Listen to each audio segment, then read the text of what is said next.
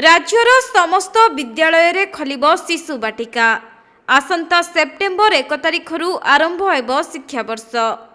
तेबे जातीय शिक्षा नीति 2020 निर्देश क्रमे राज्य सरकार एहाकू लागू करने निष्पत्ति ग्रहण करिसेंती।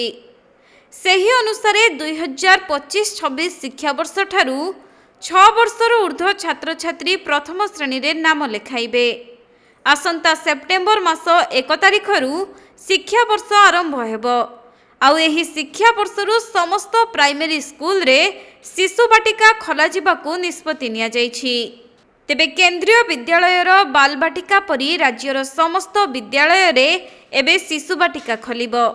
एने बालेश्वरर विभिन्न स्कूलर शिक्षक शिक्षयित्री, अवसर प्राप्त शिक्षक एवं विद्यालय परिचालना कमिटीर कर्मकर्ता माने निज निजर मतामत दैछन्ति। बर्तमान शिशु बाटिका योजना हो जातीय शिक्षा नीति रे सरकार प्रचलन करछन्ति। एटा बाध्यतामूलक सब स्कूल है। आपण केंद्र सरकार को एई नीति को ग्रहण हां आमे स्वागत करछु। माने भलो सिस्टम करछन्ति जो द्वारा कि पिला मान को मूलदुआ स्ट्रांग हो। सेटा पय आमे अछु किंतु मास्टर समस्या हमको ए हो। पुरोरे स्कूल मास्टर नांती हमर स्कूल 1 to 8 किंतु 2 जण डेपुटेशन 2 जण रेगुलर दुईटा क्लास धरिक बसछु। केते मिनिमम स्टूडेंट अपन स्ट्रेंथ केते टीचर अछि? टीचर तो 4 जण हम रेगुलर 2 जण अछु, डेपुटेशन 2 जण अछु। आवश्यक केते? आवश्यक प्रत्येक क्लास को दरकार जणे जणे कि दीटा क्लास बसछन्ती। बर्तन 1 2 धरिक जणे बसछि, 3 4 जण धरि बसछि, 5 6 जण धरि मु बसतिली 7 8 धरि। जातीय शिक्षा नीति तार जहा करछि एटा मु पढी निबि नै आसी किंतु पढ़िया पाई समय पाइनी। अच्छा कोन ताकि व्यवस्था करा दिए हां अछि एटी निपुण ओडिसा कार्यक्रम चलछि 1 2 3 रे एफएलएन क्लास सेही भलिया तांको भी सेमति खेल माध्यम रे पाठ पढावा जेमति इंग्लिश मीडियम रा खेली खेली छुआ शिखिबो। एटा भी सेही खेली खेली की छुआ शिखिबो और भाषा भी शिखिबो और गणित भी शिखिबो। तेबे 2025-26 शिक्षा वर्षरू एही नाम लेखा कार्यक्रम आरंभ हेब। तेणु स्कूल स्तर रे जातीय शिक्षा नीति 2020 प्रणयन करने पूर्वरु गणशिक्षा विभाग पक्षरु प्रस्तुति मध्य आरंभ होइछि। एही आधार रे राज्यर समस्त विद्यालय रे शिशु बाटिका खोला जिवो। किंतु शिशु बाटिका रे नाम लेखाइबा परे पिला माने केउठे बसी पाठ पढ़िबे सेथि पई नूतन श्रेणी गृह खोला जिवो कि नाही से प्रश्न मध्य उंकी मारुछि।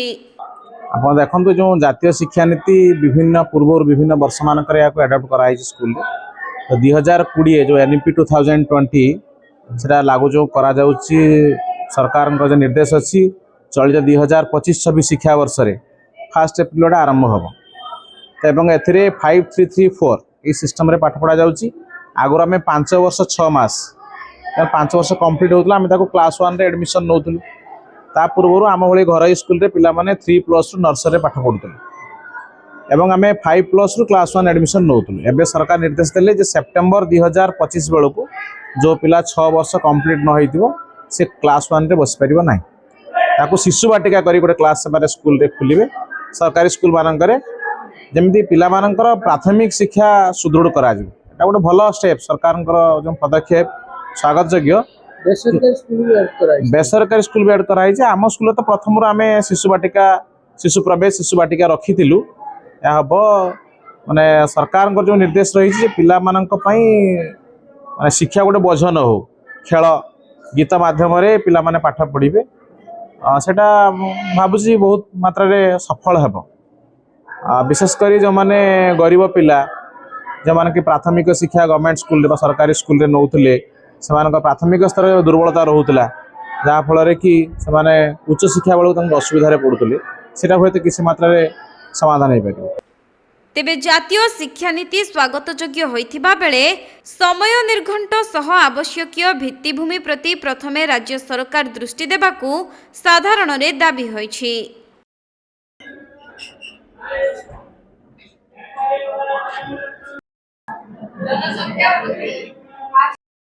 ना सेटा हेनी सेटा आसीओ। बालेश्वररू प्रसंजित सेठींक रिपोर्ट कोणार्क लाइव।